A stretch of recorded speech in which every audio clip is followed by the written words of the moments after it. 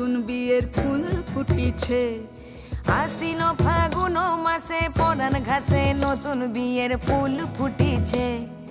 উথালি পাথালি মনে আলতা করে নতুন বিয়ের ফুল ফুটিছে।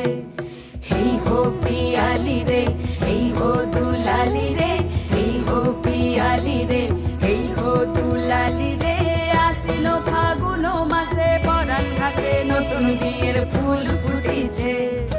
উথালি পাথালি মনে আলতা করে নতুন বিয়ের ফুল